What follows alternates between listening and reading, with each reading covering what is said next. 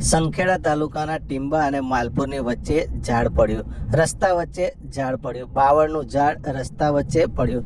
રસ્તા વચ્ચે ઝાડ પડવાને કારણે આ રસ્તા ઉપર અવરજવર બંધ થઈ વાહન ચાલકોને પારવાર હાલાકીનો સામનો કરવો પડે એવી સ્થિતિ સર્જાઈ છે. બાજુમાં આવેલા રસ્તા ઉપરથી, ખેતરના રસ્તા ઉપરથી કેટલાક વાહન ચાલકોએ પસાર થવાનો પ્રયત્ન કર્યો હતો, પરંતુ તેમને પણ પરેશાની ભોગવવી પડી હતી. હાલમાં જો કે વૈકલ્પિક માર્ગ ટીંબા નજીકથી શેરપુરા પાસે ખંડુપુરા વાળો માર્ગ છે, કેનાલ પર થઈને જઈ શકાય છે.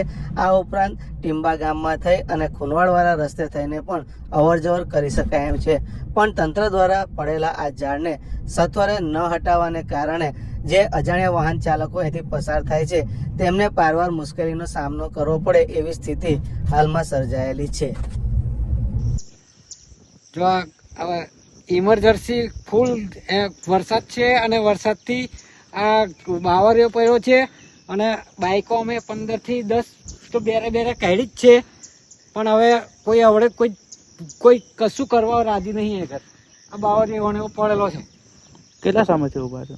આ 2 કલાકથી અમે ઉભો થયો અહીં. આપણું નામ? રમણભાઈ મનસુખભાઈ.